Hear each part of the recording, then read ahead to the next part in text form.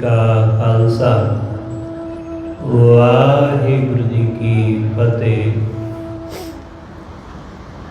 परम सन्मानयोग सतगुरां दे हजूर जुड़ बैठे रब रूप गुरमुख सत्संगी जन,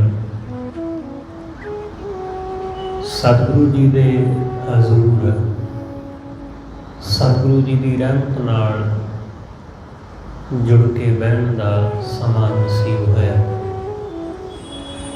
सतगुरु जी की प्यारी अमृतमयी बाणी का कीर्तन गुरु के प्यारे कीर्तनिया पासों आप जी ने सरवण किया।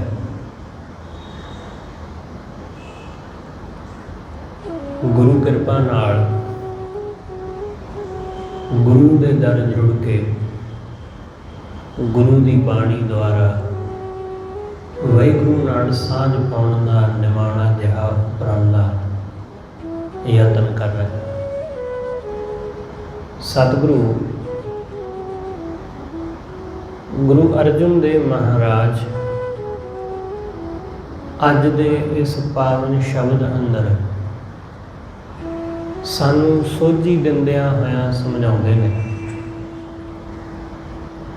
सतगुरु कहंदे बाकी सब चीज़ां बेशक विसर जाण भुल जाण, ये संसार दियां वस्तुआं, ये माया, ये वासनावां, जो भी मन हासिल करना चाहुंदा है, उन्हां सब चीज़ां दा मन विचों चेता भुल जावे, पर वो एक वाहिगुरु ना विसरे। सतगुरु कहते अवर बिसारी बिसारी, बेशक तो सब कुछ विसार देवी, सब कुछ, इस संसार की कोई शै चेते ना रहे, पर वो वाहिगुरु ना विसरे। नाम दान गुरपूरै दियो, मैं एहो आधारी। सतगुरु कहते गुरु ने, पूरे सतगुरु ने मैनू वाहिगुरु दे नाम का दान दिता।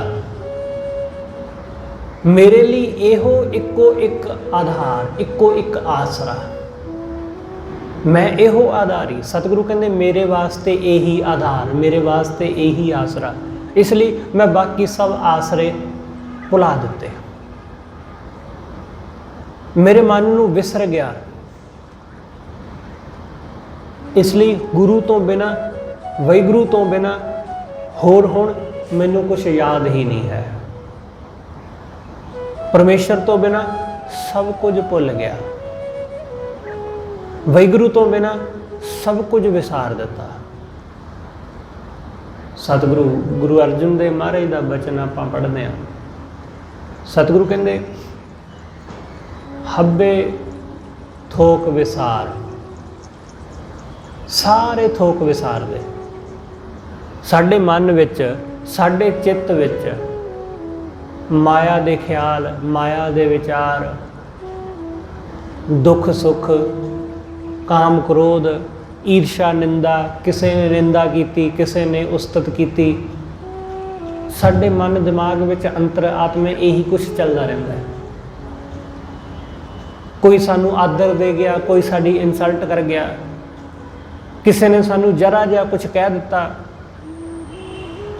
साडे कोलों मजाक भी बर्दाश्त नहीं हुंदा, किसी ने सानू हासे विच कुछ गल कह दी, असीं उस नूं भी सीरीयस ले लैंदे आ।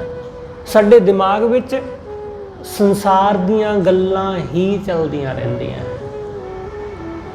उठदियां बहिंदियां सौंदियां जागदियां, यही कुछ साडे दिमाग विच चलदा है। इसलिए सतगुरु समझाउंदे, सतगुरु कहंदे अवर विसारी विसारी, बाकी सब विसार दे। इन्हां नूं ही तां गुरु साहब ने कहा है कि अवर काज तेरा किते ना काम। जो असीं फालतू दा एवें ही अपने आप उत्ते बोझ पाई बैठे हाँ। सतगुरु कहते ये किसी काम नहीं जो साडा मन करता रहिंदा है।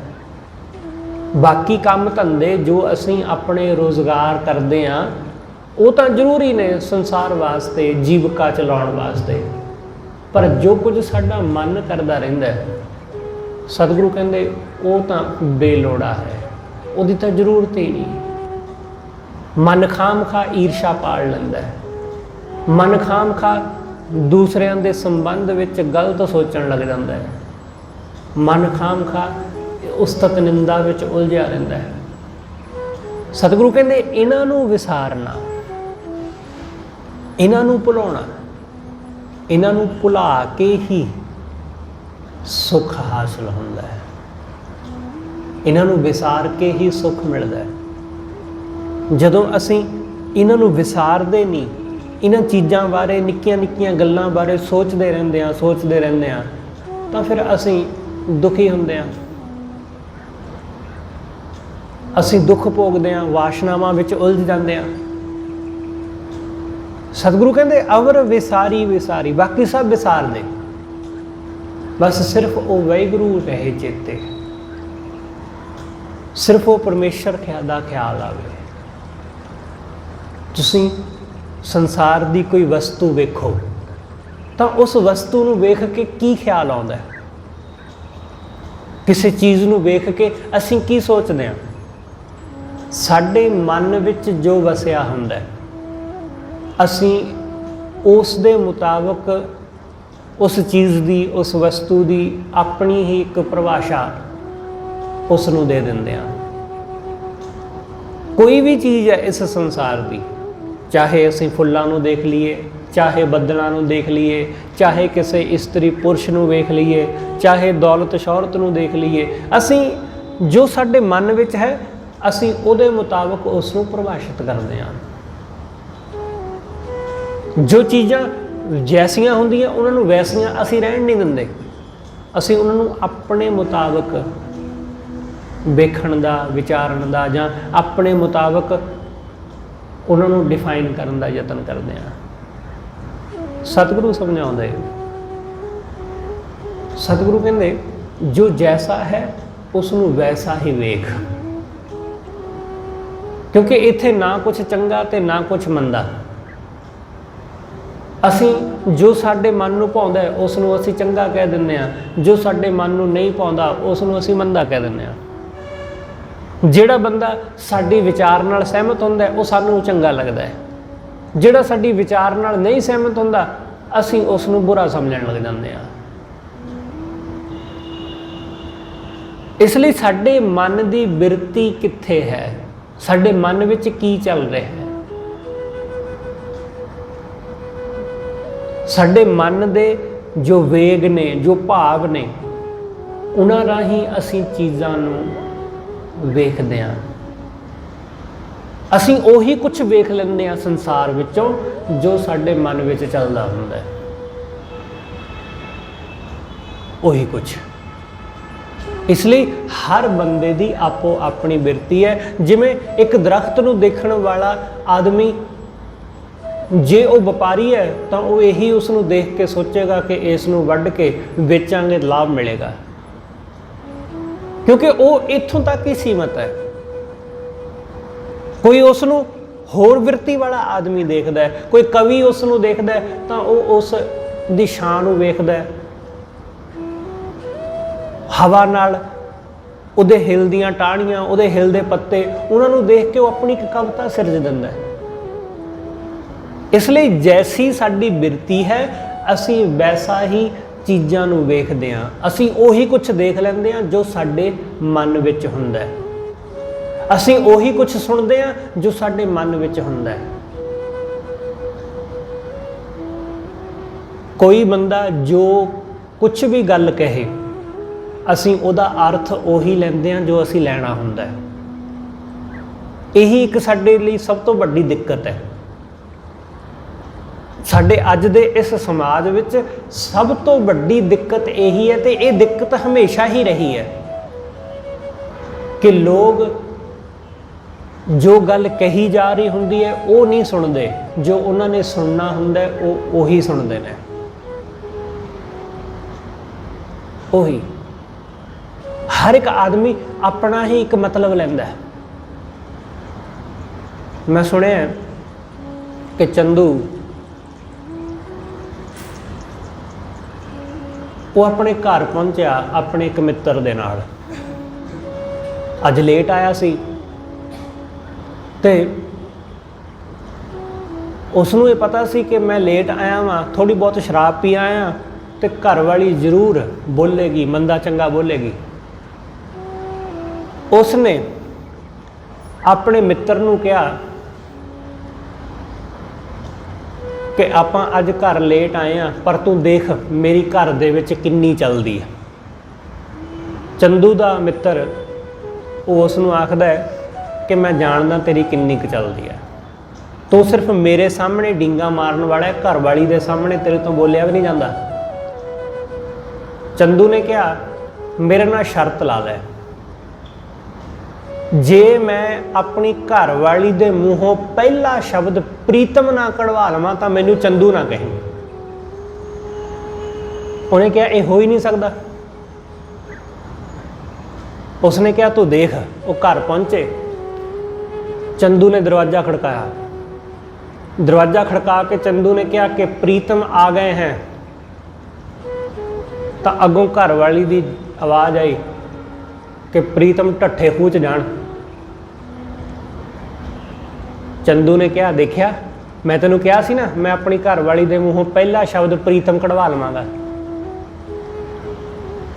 जिस आदमी ने जो सुनना हुंदा है जां जो उन्हें अर्थ कढ़ना हुंदा है वो उही अर्थ कढ़दा है।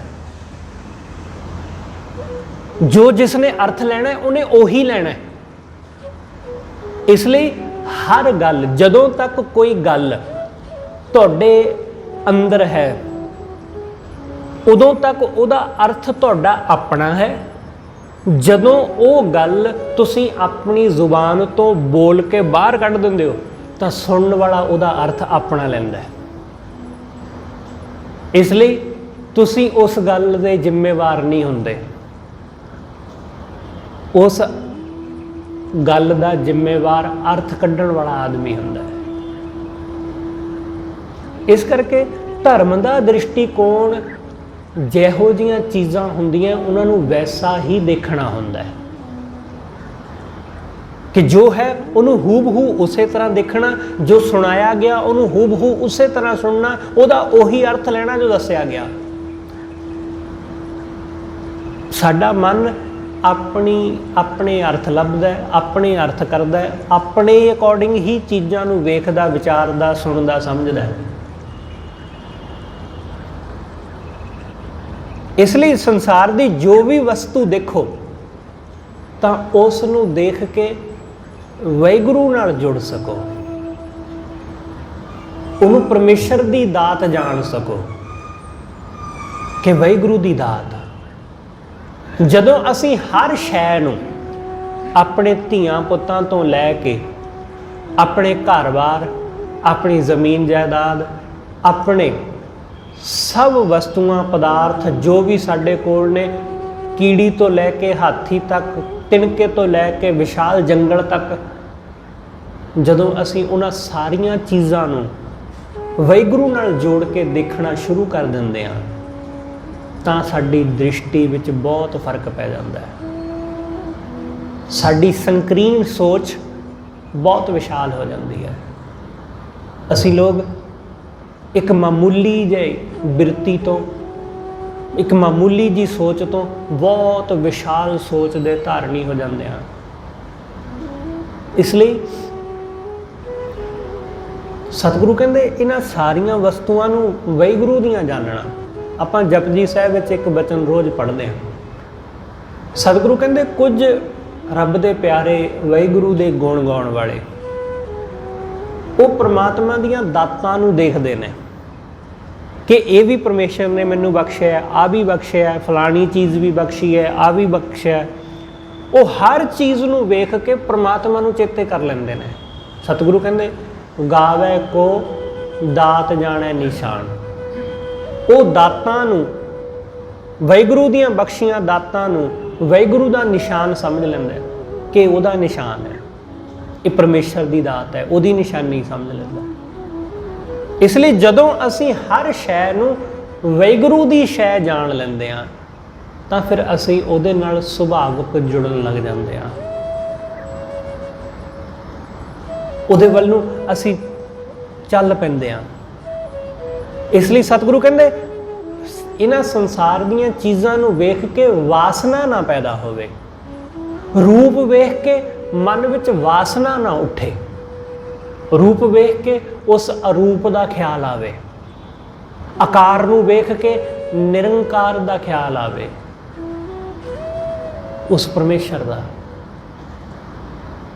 ਇੱਥੇ ਕੁਝ ਵੀ ਹੈ, ਜੋ ਵੀ ਸਾਨੂੰ ਨਜ਼ਰ ਆਉਂਦਾ ਹੈ ਚੰਗਾ ਜਾਂ ਮੰਦਾ, ਉਸ ਚੰਗੇ ਜਾਂ ਮੰਦੇ ਨੂੰ ਚੰਗਾ ਜਾਂ ਮੰਦਾ ਕਹਿਣ ਦੀ ਬਜਾਏ ਉਸ ਚੰਗੇ ਜਾਂ ਮੰਦੇ ਨੂੰ ਵਾਹਿਗੁਰੂ ਦਾ ਰੂਪ ਜਾਣ ਕੇ ਵੇਖਣਾ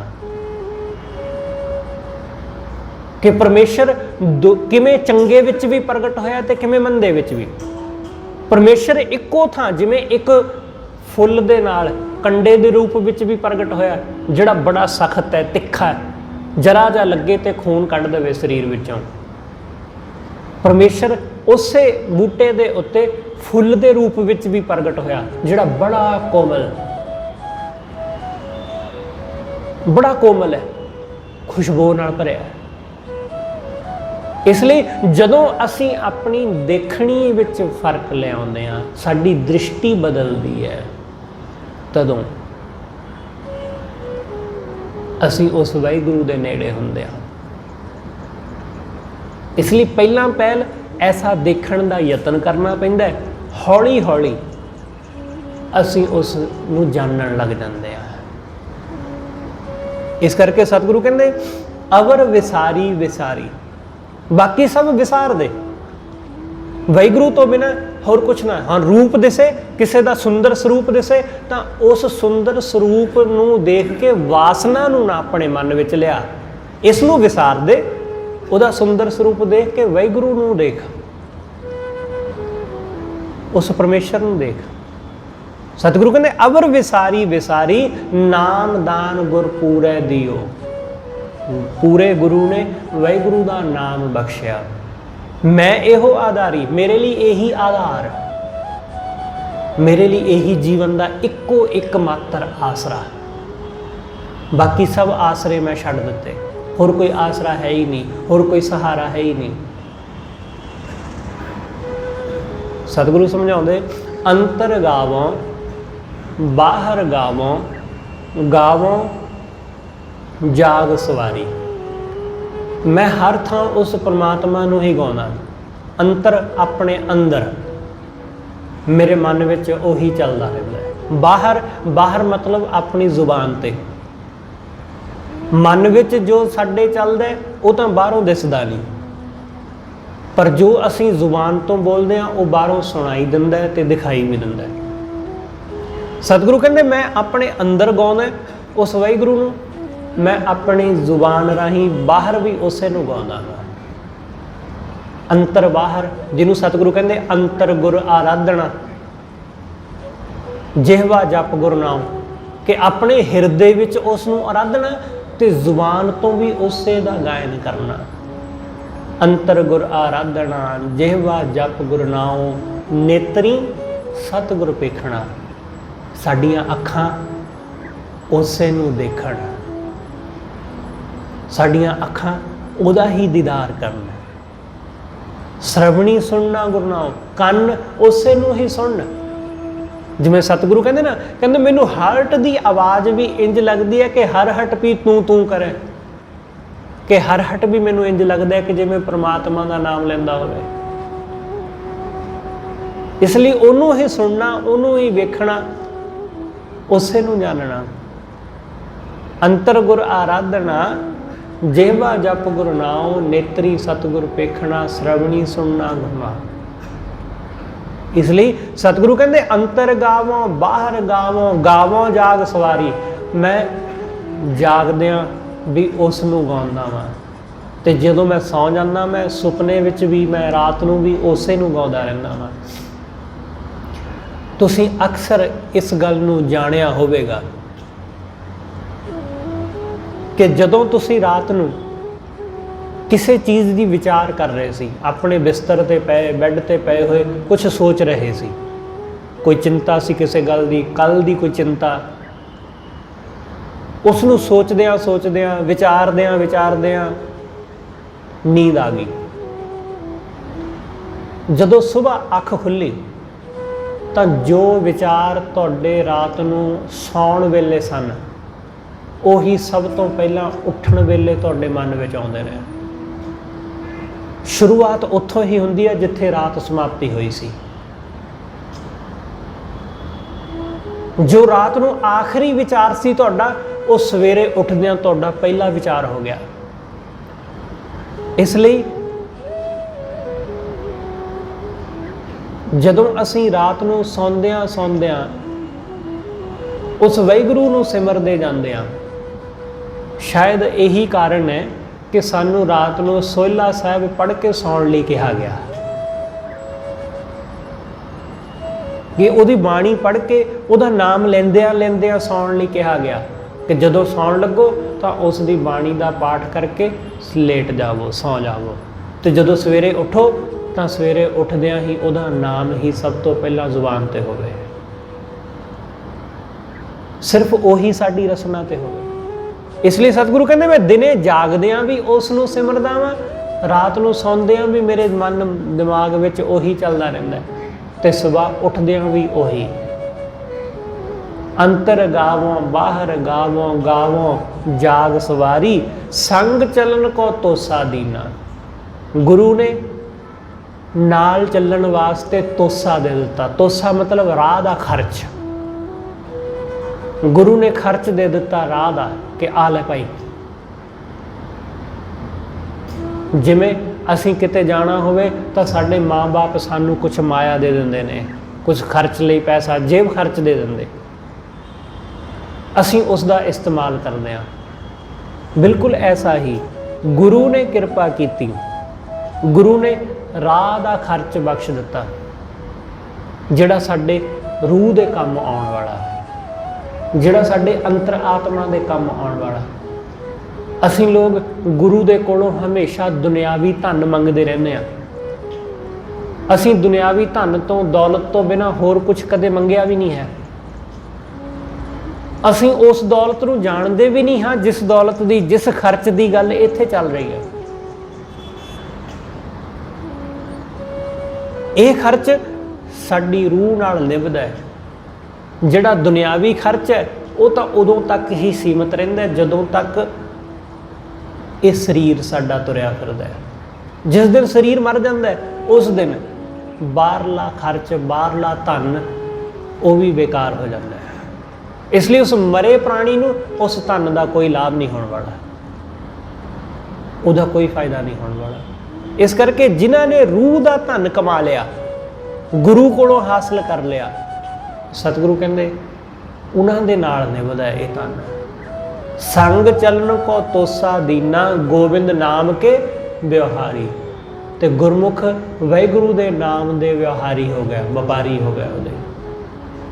ਇਹ ਸਾਰਾ ਸੰਸਾਰ, ਇਸ ਸੰਸਾਰ ਦੇ ਸਭ ਲੋਕ ਮਾਇਆ ਦੇ ਹੀ ਵਪਾਰੀ ਨੇ, ਸਭ। ਇਸ ਲਈ ਤੇ ਸਤਿਗੁਰੂ ਨੇ ਕਿਹਾ ਕਿ ਇੱਥੇ ਲੋਕ ਸੋਨੇ ਚਾਂਦੀ ਦਾ ਵਪਾਰ ਕਰਨ ਵਾਲੇ, ਖਾਣ ਪੀਣ ਦੀਆਂ ਵਸਤੂਆਂ ਦਾ, ਲੌਂਗ ਸੁਪਾਰੀਆਂ ਦਾ ਵਪਾਰ ਕਰਨ ਵਾਲੇ, ਸੰਸਾਰ ਦੀਆਂ ਵਸਤੂਆਂ ਨੂੰ ਵੇਚਣ ਵਿੱਚ ਉਲਝੇ ਹੋਏ, ਖਰੀਦਣ ਵਿੱਚ ਉਲਝੇ ਹੋਏ, ਪਰ ਵਾਹਿਗੁਰੂ ਦੇ ਨਾਮ ਦਾ ਵਪਾਰ ਕਰਨ ਵਾਲਾ ਇੱਥੇ ਕੋਈ ਵਿਰਲਾ ਹੈ। ਸਤਿਗੁਰੂ ਕਹਿੰਦੇ ਕਿਨਹੀ ਵੰਝਿਆ ਕਾਂਸੀ ਤਾਂਬਾ, ਕਿਨਹੀ ਲੌਂਗ ਸੁਪਾਰੀ। ਕਿਸੇ ਨੇ ਲੌਂਗ ਸੁਪਾਰੀ, ਕਿਸੇ ਨੇ ਕਾਂਸੀ, ਚਾਂਦੀ, ਤਾਂਬਾ, ਸੋਨਾ, ਇਹਨਾਂ ਚੀਜ਼ਾਂ ਨੂੰ, ਪਰ ਸੰਤੋਂ ਵੰਝਿਆ ਨਾਮ ਗੋਬਿੰਦ ਕਾ। ਸੰਤ ਜਨਾਂ ਨੇ ਵਾਹਿਗੁਰੂ ਦੇ ਨਾਮ ਨੂੰ ਵੰਝਿਆ। ਉਹਨਾਂ ਦੇ ਕੋਲ ਸਾਡੇ ਵਰਗੀਆਂ ਸੁੱਖ ਸਹੂਲਤਾਂ ਬੇਸ਼ੱਕ ਨਹੀਂ ਹਨ, ਪਰ ਉਹਨਾਂ ਕੋਲ ਉਹ ਸਹੂਲਤ ਹੈ ਜਿਹੜੀ ਰੂਹ ਦਾ ਸੁੱਖ ਦਿੰਦੀ ਹੈ, ਜੋ ਆਤਮਾ ਦਾ ਸੁੱਖ ਬਖਸ਼ਦੀ। ਅਸੀਂ ਸਭ ਕੁਝ ਹੋਣ ਦੇ ਬਾਵਜੂਦ ਵੀ ਸੁਖੀ ਨਹੀਂ ਹੋ ਪਾਉਂਦੇ। ਉਹਨਾਂ ਕੋਲ ਕੁਝ ਵੀ ਨਹੀਂ ਹੈ, ਉਹ ਫਿਰ ਵੀ ਸੁਖੀ, ਉਹ ਫਿਰ ਵੀ ਆਨੰਦ ਵਿੱਚ ਹੈ। क्योंकि उन्हां कोल वाहिगुरू दे नाम धन दी दौलत है, जिस दौलत ने कुछ ना हो के भी उन्होंने बहुत कुछ कर दिता। इस करके सतगुरु कहते गोबिंद नाम के व्यवहारी, वाहिगुरू दे नाम दे ओ व्यवहारी ने वपार करने वाले। अवर विसारी विसारी, वाहिगुरू तो बिना उहदे नाम तो बिना मैं बाकी सब विसार दिता, क्योंकि बाकी सब चीज़ों की जरूरत भी नहीं। जदों साडे अंदर इन्नी तो समर्था नहीं है कि असी हर वेले माया नूं अपने मन विचों विसार दईए। घट्टो घट्ट इन्ना क तां असी कर ही सकते हैं कि जदों असी वाहिगुरू दा नाम अपनी रसना तो लईए, घट्टो घट्ट उन्नी देर साडे मन विच माया ना आवे, उन्नी देर माया दा चेता ना रहे। जिन्नी देर इत्थे असी गुरु दे दर बहना, घट्टो घट्ट उन्नी देर सानू माया दा चेता ना आवे, सानू संसार दा चेता ना आवे, किसे दा भी चेता ना आवे। बस बैठ गए गुरु दे दर तो भुल गए दुनिया, जिवें है ही नहीं कुछ, जिवें होर कुछ है ही नहीं। सिर्फ तो सिर्फ इको एक फोकस गुरु, बाकी सब भुल गया। जिवें तुसी बहुत बार फिल्म वेखण वास्ते गए होवोगे सिनेमा, जदों तक फिल्म की शुरुआत नहीं होंदी उदों तक रोशनी रहिंदी है पूरे हॉल विच, पर जिमें ही फिल्म शुरू हुई सारे पासे हनेरा हो गया, कोई नहीं देख पाता, नाल बैठा बंदा भी पूरी तरह साफ साफ नज़र नहीं आता, सिर्फ सामने स्क्रीन दिखाई दिंदी है, बस होर कुछ नहीं। बिल्कुल ऐसा ही जानो कि जदों गुरु दे दर बैठो तो गुरु तो इलावा होर कुछ दिखाई ना देवे।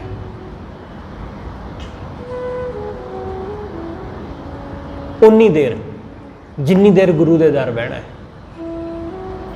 ज़्यादा नहीं असी कर सकते, इन्ना कते कर सकते हैं कि जिन्नी देर पाठ करना है, जिन्नी देर सिमरन करना है, जिन्नी देर कथा कीर्तन सुनना है, उन्नी देर सानू होर कुछ सुनाई ना देवे, होर कुछ दिखाई ना देवे। सिर्फ साडा फोकस, सिर्फ साडा ध्यान गुरु उपर ही होवे बस। इसनूं सतगुरु कहंदे अवर विसारी विसारी, बाकी सब विसार दे। नामदान गुरपूरै दियो मैं इहो आधारी, वाहिगुरू ने गुरु ने वाहिगुरू दा नाम मैनू बख्शिया जिहड़ा मेरे जीवन दा आधार, जीवन दा आसरा रहा। दुखन गावों सुख भी गावों, सतगुरु कहंदे मैं दुख विच भी उसे नूं गाउंदा ते सुख विच भी उसे नूं गाउंदा। मैं दुख विच भी उहदी आराधना करदा, मैं सुख विच भी, मैनू दुख मिले मैं तां भी उहदा लड़ नहीं छड्डदा, मैं सुख मिले मैं तां भी उहनूं छड्ड के नहीं जांदा। इत्थे लोग ऐसे ने, लोग दुख विच तां रब नूं विसार ही दिंदे ने, सुख विच भी विसार जांदे ने। सुख विच भी अक्सर देखा गया कि जदों सुख मिलता है लोग भुल जाते हैं रब नूं, जदों भी कुछ हासिल होंदा है लोग विसार दिंदे। जदों सुख मिलता है तो लोग चाहते हैं कि असीं अपने मित्रां सज्जनां रिश्तेदारां उन्हां दे नाल बह के खा पी के पार्टी करके इंजॉय कर लीए बस। तो इसलिए उस सुख नूं नच्चण गाउण विच, उस सुख नूं खाण पीण विच, उस सुख नूं मित्रां सज्जनां नूं मिलण गिलण विच ही बर्बाद कर दिंदे ने। ते बहुती वेरां साडा वो सुख साडे मित्रां सज्जनां करके दुख विच बदल जांदा है। तुसीं अक्सर देखोगे कि विआह शादियां ते जदों भी कोई किसी तरह का फंक्शन होंदा है तां एक दा लड़ाई झगड़ा होंदा ही होंदा है। हर घर विच बिना गल तो कोई बहुता वड्डा रीजन भी नहीं होंदा, कोई लड़ाई का, कोई झगड़े का, कोई बहुत वड्डी गल हो गई जी हाँ झगड़ा हो गया, मामूली जी गल है कि हाँ जी मैं इन्हां दे घर आया मैनू पानी नहीं पुछया, निक्की जी गल। तुसी किसी दे घर खुशी विच शामिल होण गए, सुख विच शामिल होण गए, फुफ्फड़ गुस्से हो गया जी, मासड़ गुस्से हो गया, मामा गुस्से हो गया, फलाना गुस्से हो गया, निक्की निक्की गल ते। क्यों? इंपॉर्टेंस किस गल दी सी उत्थे? उत्थे इंपॉर्टेंस इस गल दी सी कि कुड़ी ते मुंडे दा विआह है, उस विआह विच, उस सुख विच, उस खुशी विच शामिल हो के उस खुशी नूं वधाउणा सी, ना कि दूसरिਆਂ दे भी सुखी मन नूं दुखी करना सी। पर बहुती वेरा लोग इस चक्कर विच कि मेरी पुछ पड़ताल नहीं हुई, उत्थे खाम खा हंगामा कर देंदे ने बिना गल तो। जबकि बंदा इस गल नूं समझदा ही नहीं कि जिहदे धी पुत्त दा विआह है जां जिहदा फंक्शन है, वो बंदा बेचारा होर चीज़ां नूं मैनेज करन विच, ऑर्गेनाइज करन विच उलझिया होया है। जे उहदे कोलों ध्यान नहीं भी दिता गया तो एडी भी की गल है। पर लोग इस नूं समझण दी बजाय उत्थे नाराज़ हो जाते हैं ते झगड़ा पा लैंदे ने। इसलिए असीं लोग तो सुख नूं भी दुख विच बदल दिंदे आ। तो दुख दे विच तां चलो दुखी होना ही है असीं लोकां ने। सतगुरु समझाउंदे, सतगुरु कहंदे गुरमुख जिहड़ा है ना, वो सुख विच भी उस नूं विसारदा नहीं, वो दुख विच भी उस नूं विसारदा नहीं। वो दुख विच रब नूं उलामा नहीं दिंदा कि मेरे नाल ऐसा क्यों कीता, जैसा असीं अक्सर कह दिंदे आ। जरा जिहा दुख मिले, जरा जी सानूं कोई चोट लगे, असीं कुरला उठदे आ। रब नूं मिहणा मारन लग्गिया असीं एक सैकंड नहीं लाउंदे, एक सैकंड नहीं लाउंदे। जरा इस गल नूं विचारीए कि जिस माँ बाप ने सानू बहुत सारिया सुख सहूलतां दित्तियां, साडी हर इच्छा पूरी कीती, एक चीज़ वो सानू ना भी देवे तां इहदे विच कि सानू उन्हां नाल लड़ना चाहिए, उन्होंने उलामे मेहणे मारने चाहिए ने? नहीं। सतगुरु गुरु नानक साहब का बचन है आसा की वार में, सतगुरु कहते मूर्ख बंदा ऐसा है कि वो ਜਿਹੜੀਆਂ भी चीज़ां मिलदियां उन्होंने तो कहता जी हाँ जी बहुत चंगा, तुसीं आ भी दिता, ये भी चंगा, आ भी दिता, ये भी चंगा।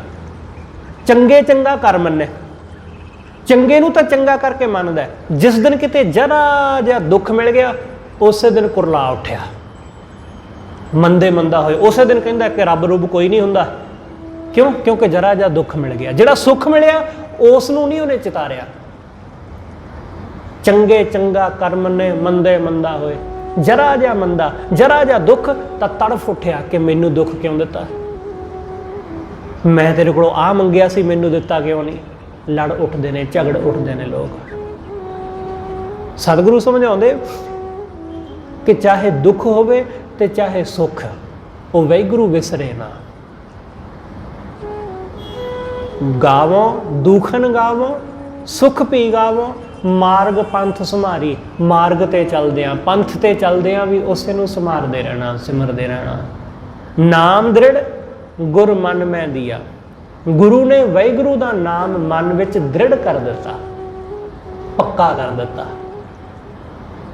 जदों उन्हें नाम मन विच दृढ़ कर दिता, मोरी तिशा बुझारी। तिशा मतलब तृष्णा, जिहड़ी मन की तृष्णा सी ना कि यह भी मिल जाए, आ भी मिल जाए, होर मिल जाए, होर मिल जाए, होर मिलने की तृष्णा मिट गई। होर दी ये होर दी तृष्णा ही सानू टिकण नहीं दिंदी।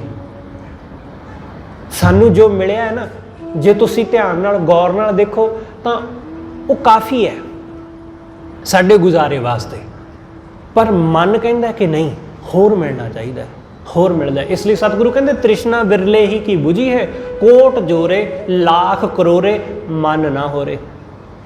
कि लखां जोड़दा है, करोड़ां जोड़ लैंदा है, पर मन लखां ते नहीं रुकदा, करोड़ां ते नहीं रुकदा, अरबां ते नहीं रुकदा। ये मन किते भी नहीं रुकदा, किते भी नहीं। हाँ कहता जरूर है कि फलानी एक चीज़ मिल जाए बस, उस तो बाद नहीं कुछ चाहिए, वो मिल जाती है, फिर अगली गल ते आ जाता है कि फलानी चीज़ मिल जाए फिर नहीं मैं कुछ मंगता, वो मिल जाती है फिर होर गल ते आ जाता है। सारी जिंदगी इवें लंघ जाती है, रुकदा किसी भी चीज़ ते नहीं है। इसलिए सतगुरु कहते ये तृष्णा गुरु ने मेरे अंदरों बुझा दी। किमें बुझी? जदों ਉਹਦਾ नाम मेरे मन विच वस गया, जदों गुरु ने नाम हिरदे विच दृढ़ कर दिता। दिन भी गावों रैनी गावों, गावों सास सास रसनारी। मैं दिने रात हर वेले हर साह नाल उस वाहिगुरू नूं ही गाउंदा हां, उहनूं ही सिमरदा। सत संगत में विसास होए हर, हुण गुरु दी संगत दे विच जुड़ के मैनूं विश्वास आ गया। ख्याल रखना, विश्वास सुन के नहीं आउंदा, विश्वास देख के जान के आउंदा है। जदों तुसी जान लवो, जदों तुसी अनुभव कर लवो, जदों तुसी महसूस कर लवो, तदों आउंदा है। इसलिए संगत विचों सतगुरु कहंदे विश्वास आया। क्यों?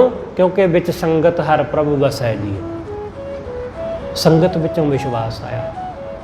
इसलिए सुने सुनाए ते विश्वास तो बहुत दुनिया कर लैंदी, पर गुरु की संगत विचों उहदी मौजूदगी नूं जान के फिर विश्वास आया। सतगुरु कहंदे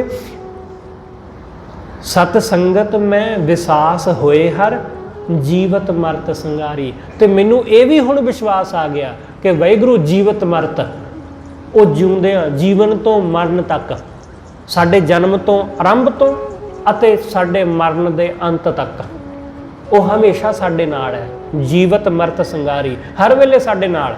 ते सतगुरु तो यह भी कहते रहे कि जन्म तो पहला भी अते मरण तो बाद भी साडे नाल हुंदा है, जिहड़ा कदे नहीं साडा साथ छड्डदा। जन नानक को ये दान दे हो प्रभ, हे सच्चे पातशाह मैनू कृपा करके ये दान दे कि संत रेन उरतारी, कि साधुआं दे चरनां दी रेन नूं मैं अपने हिरदे विच धारण कर लवां। सरवनी कथा नैन दर्श पेखों, मस्तक गुर चरनारी। मैं कन्ना नाल ओदी कथा सुना, नैणा नाल ओदा दीदार करा, ते मेरा मस्तक ओदे चरनां दे विच होवे। मैं अपना सिर ओदे चरनां विच रख देवां, अखां मेरियां ओदे ही दीदार करन बस। ਕੰਨ ਮੇਰੇ सिर्फ ਉਹਦੀਆਂ ही ਗੱਲਾਂ, ਉਹਦਾ ही कीर्तन, ਉਹਦੀ ही कथा, सिर्फ ਉਹਦਾ ही जस सुनना। ਕੰਨਾਂ ਨੂੰ ਹੋਰ ਦੁਨਿਆਵੀ ਗੱਲਾਂ ਦਾ ਰਸ ਨਾ ਰਹੇ, ਅੱਖਾਂ ਨੂੰ ਮਾਇਆ ਦੇਖਣ ਦਾ ਚਸਕਾ ਨਾ ਰਹੇ, ਤੇ ਚਰਨ ਇਹ ਮੇਰਾ ਸਿਰ ਉਹਦੇ ਚਰਨਾਂ ਵਿੱਚ ਝੁਕ ਜਾਵੇ ਤੇ ਦੁਬਾਰਾ ਉੱਥੋਂ ਉਠਾਉਣਾ ਨਾ ਪਵੇ। ਸਤਿਗੁਰੂ ਰਹਿਮਤ ਕਰੇ ਕਿ ਅਸੀਂ ਸਭ ਇਸ ਤਰ੍ਹਾਂ ਕੰਨਾਂ ਨਾਲ ਉਹਨੂੰ ਸੁਣੀਏ, ਅੱਖਾਂ ਨਾਲ ਉਹਦਾ ਹੀ ਦੀਦਾਰ ਕਰੀਏ ਤੇ ਆਪਣਾ ਚਰਨ ਉਹਦੇ, ਆਪਣਾ ਸੀਸ ਉਹਦੇ ਚਰਨਾਂ ਵਿੱਚ ਅਰਪਣ ਕਰ ਦਈਏ, ਤਾਂ ਹੀ ਗੱਲ ਬਣਨੀ ਹੈ। ਇਸ ਲਈ ਇਹ ਤਿੰਨੋਂ ਗੱਲਾਂ ਸਾਡੇ ਜੀਵਨ ਵਿੱਚ ਆ ਜਾਣ। ਗੁਰੂ ਹਰਗੋਬਿੰਦ ਸਾਹਿਬ ਮਹਾਰਾਜ ਜੀ ਨੇ ਬੜੀ ਬਖਸ਼ਿਸ਼ ਮਹਿਰਾਮਤ ਕੀਤੀ। ਅੱਜ ਦੇ ਦਿਨ ਉਹਨਾਂ ਨੇ ਅਕਾਲ ਤਖਤ ਸਾਹਿਬ ਦੀ ਸਿਰਜਣਾ ਕੀਤੀ। ਅਕਾਲ ਤਖਤ ਸਾਹਿਬ जो हरमंदर साहिब के बिल्कुल सामने, जिस दिन गुरु हरगोबिंद साहब महाराज तख्त ते विराजमान होए, तो उन्होंने तख्त ते विराजमान होने का ढंग पहले गुरु साहबान नालों थोड़ा वखरा सी। गुरु अर्जुन देव महाराज जी ने गुरता गद्दी दियां रस्मां पूरियां कर दित्तियां। अपने लाहौर वाल नूं जाण तो पहला, शहादत देण नूं जदों तुरन लगे तो वह पहला गुरता गद्दी की रस्म पूरी कर गया। पर गुरता गद्दी ते विराजमान गुरु हरगोबिंद साहब उस वक्त नहीं होए। जदों गुरु अर्जुन देव महाराज शहीद हो गए, उन्हां दी शहादत तो कुछ समा बाद गुरु हरगोबिंद साहब तख्त ते विराजमान होए। ते सही मायने विच तख्त ते विराजमान, आपां गुरगद्दी नूं इस तो पहला गुरगद्दी ही कहा जाता रहा सी, पर गुरु साहब ने तख्त बख्शिया कि वो तख्त ते विराजमान होए। साडे साखीकारां ने लिखिया कि गुरु साहब ने दरबार साहब दे बिल्कुल सामने एक उच्चा मिट्टी का चबूतरा तैयार किया। उस चबूतरे दे उत्ते एक बहुत सुंदर तख्त डाया गया। उस उपर गुरु हरगोबिंद साहब महाराज विराजमान होए ते उसे जगह गुरु हरगोबिंद साहब महाराज ने अज दे दिन अकाल तख्त साहब की सिरजना कराई। अकाल तख्त साहब की सिरजना दो रब्बी रूहां ने की, बाबा बुढ़ा जी अते भाई गुरदास। भाई गुरदास जी अते बाबा बुढ़ा जी ने अपने हथीं अकाल तख्त साहब नूं बनाया। किसी मिस्त्री ने, किसी होर बंदे नूं हथ नहीं लाउण दिता गया, क्योंकि एक पासे बाबा बुढ़ा जी ਜਿਨ੍ਹਾਂ ਨੇ ਪੂਰਾ ਜੀਵਨ ਗੁਰੂ ਦੇ ਲੇਖੇ ਲਾਇਆ। ਦੂਸਰੇ ਪਾਸੇ ਭਾਈ ਗੁਰਦਾਸ, ਜਿਨ੍ਹਾਂ ਦੇ ਕੋਲ ਗਿਆਨ ਦਾ ਭੰਡਾਰ, ਜਿਨ੍ਹਾਂ ਨੂੰ ਸਭ ਧਰਮ ਗ੍ਰੰਥਾਂ ਦਾ ਪਤਾ ਹੈ, ਜਿਨ੍ਹਾਂ ਨੂੰ ਸਿੱਖੀ ਦੇ ਸਿਧਾਂਤਾਂ ਦਾ ਪਤਾ ਹੈ। ਉਹਨਾਂ ਵਰਗਾ ਵਿਦਵਾਨ, ਉਹਨਾਂ ਵਰਗਾ ਫਿਲਾਸਫਰ ਹੋਰ ਕੋਈ ਨਹੀਂ ਹੈ। ਤੇ ਬਾਬਾ ਬੁੱਢਾ ਜੀ ਵਰਗੀ ਸੇਵਾ, ਉਹਨਾਂ ਵਰਗੀ ਨਿਮਰਤਾ, ਉਹਨਾਂ ਵਰਗੀ ਸ਼ਰਧਾ ਉਹ ਹੋਰ ਕਿਸੇ ਵਿੱਚ ਨਹੀਂ। ਇਸ ਲਈ ਇਹਨਾਂ ਦੋਨਾਂ ਦਾ ਸੁਮੇਲ, ਇੱਕ ਪਾਸੇ ਭਾਈ ਗੁਰਦਾਸ, ਦੂਜੇ ਪਾਸੇ ਬਾਬਾ ਬੁੱਢਾ ਜੀ, ਉਹਨਾਂ ਨੇ ਅਕਾਲ ਤਖਤ ਸਾਹਿਬ ਗੁਰੂ ਹਰਗੋਬਿੰਦ ਸਾਹਿਬ ਮਹਾਰਾਜ ਦੇ ਹੁਕਮ ਨਾਲ ਆਪਣੇ ਹੱਥੀਂ ਸਿਰਜਿਆ, ਇੱਕ ਥੜਾ ਬਣਾਇਆ। ਉਸ ਵਕਤ ਇੱਕ ਥੜਾ ਹੀ ਸੀ, ਉਸ ਥੜੇ ਦੇ ਨੂੰ ਤਖਤ ਕਿਹਾ ਜਾਂਦਾ ਸੀ, ਤਖਤ। ਤੇ ਉਸ ਤਖਤ ਉੱਪਰ ਗੁਰੂ ਹਰਗੋਬਿੰਦ ਸਾਹਿਬ ਮਹਾਰਾਜ ਬਿਰਾਜਮਾਨ ਹੁੰਦੇ ਸਨ। ਤੇ ਜਦੋਂ ਦਰਬਾਰ ਸਾਹਿਬ ਦੇ ਵਿੱਚ ਸਵੇਰੇ ਆਸਾ ਕੀ ਵਾਰ ਦਾ ਭੋਗ ਪੈਂਦਾ, ਸਮਾਪਤੀ ਹੁੰਦੀ, ਉਸ ਤੋਂ ਬਾਅਦ ਸਾਰੀਆਂ ਸਿੱਖ ਸੰਗਤਾਂ ਅਕਾਲ ਤਖਤ ਸਾਹਿਬ ਦੇ ਸਾਹਮਣੇ ਜੁੜਦੀਆਂ। ਉੱਥੇ ਢਾਡੀ ਵਾਰਾਂ ਦਾ ਗਾਇਨ ਹੁੰਦਾ, ਉੱਥੇ ਕਵੀਸ਼ਰ ਸਿੰਘ ਕਵੀਸ਼ਰ ਵਾਰਾਂ ਗਾਉਂਦੇ ਤੇ ਗੁਰੂ ਹਰਗੋਬਿੰਦ ਸਾਹਿਬ ਮਹਾਰਾਜ ਉੱਥੇ ਸਿੱਖਾਂ ਦੇ ਮਸਲਿਆਂ ਨੂੰ ਸੁਣਦੇ ਤੇ ਉਹਨਾਂ ਦਾ ਹੱਲ ਕਰਦੇ। ਹੌਲੀ ਹੌਲੀ ਬਹੁਤ ਸਾਰੇ ਲੋਕ, ਨੇੜੇ ਤੇੜੇ ਦੇ ਪਿੰਡਾਂ ਦੇ ਲੋਕ, ਆਪਣੇ ਘਰੇਲੂ ਮਸਲਿਆਂ, ਆਪਣੇ ਝਗੜਿਆਂ ਨੂੰ ਵੀ ਉਹ ਸਰਕਾਰੇ ਦਰਬਾਰੇ ਕੋਰਟ ਕਚਹਿਰੀਆਂ ਵਿੱਚ ਲਿਜਾਣ ਦੀ ਬਜਾਏ, ਕੋਤਵਾਲੀਆਂ ਵਿੱਚ ਲਿਜਾਣ ਦੀ ਬਜਾਏ, ਉਹ ਗੁਰੂ ਸਾਹਿਬ ਦੇ ਦਰ ਅੰਮ੍ਰਿਤਸਰ ਸਾਹਿਬ ਅਕਾਲ ਤਖਤ ਸਾਹਿਬ ਤੇ ਆਉਣ ਲੱਗੇ। ਗੁਰੂ ਸਾਹਿਬ ਨੇ ਸਿੱਖਾਂ ਦੇ ਸਮਾਜਿਕ ਮਸਲਿਆਂ ਨੂੰ ਵੀ, ਰਾਜਨੀਤਿਕ ਮਸਲਿਆਂ ਨੂੰ ਵੀ ਤੇ ਧਾਰਮਿਕ ਮਸਲਿਆਂ ਨੂੰ ਵੀ ਅਕਾਲ ਤਖਤ ਸਾਹਿਬ ਤੇ ਹੱਲ ਕਰਨਾ ਸ਼ੁਰੂ ਕਰ ਦਿੱਤਾ। ਇਸ ਲਈ ਸਿੱਖਾਂ ਨੇ ਹੋਰ ਕਿਸੇ ਪਾਸੇ ਕੋਰਟ ਕਚਹਿਰੀਆਂ ਤੋਂ, ਕੋਤਵਾਲੀਆਂ ਤੋਂ ਉੱਧਰੋਂ ਮੁਕਤੀ ਉਹਨਾਂ ਦੀ ਹੋ ਗਈ, ਉੱਧਰ ਉਹਨਾਂ ਨੂੰ ਜਾਣਾ ਹੀ ਨਹੀਂ ਸੀ ਪੈਂਦਾ। ਇਸ ਲਈ ਗੁਰੂ ਸਾਹਿਬ ਨੇ ਰਾਜਸੀ ਤੌਰ ਤੇ, ਧਾਰਮਿਕ, ਸਮਾਜਿਕ ਹਰ ਪੱਖ ਤੋਂ ਸਿੱਖਾਂ ਦੀ ਅਗਵਾਈ ਕਰਨ ਵਾਸਤੇ ਅਕਾਲ ਤਖਤ ਸਾਹਿਬ ਦੀ ਸਿਰਜਣਾ ਕੀਤੀ। ਅਕਾਲ ਤਖਤ ਸਾਹਿਬ ਦੇ ਹੋਰ ਵੀ ਬਹੁਤ ਸਾਰੇ ਮਹੱਤਵ ਨੇ, ਉਹ ਆਪਾਂ ਸ਼ਾਮ ਨੂੰ ਜਾਣਾਂਗੇ। ਆਪ ਸਮੂਹ ਸੰਗਤ ਕਿਰਪਾ ਕਰਕੇ ਪਹੁੰਚਣ ਦੀ ਕਿਰਪਾਲਤਾ ਕਰਨੀ। ਹੋਈਆਂ ਬੇਅੰਤ ਭੁੱਲਾਂ ਲਈ ਖਿਮਾ। ਸਤਿਗੁਰੂ ਜੀ ਅਤੇ ਆਪ ਸਰਬੱਤ ਸੰਗਤ ਬਖਸ਼ਣਯੋਗ। ਭੁੱਲਾਂ ਨਾ ਚਤਾਰਦੇ ਹੋਏ ਆਖੋ ਜੀ ਵਾਹਿਗੁਰੂ ਜੀ ਕਾ ਖਾਲਸਾ, ਵਾਹਿਗੁਰੂ ਜੀ ਕੀ ਫਤਿਹ।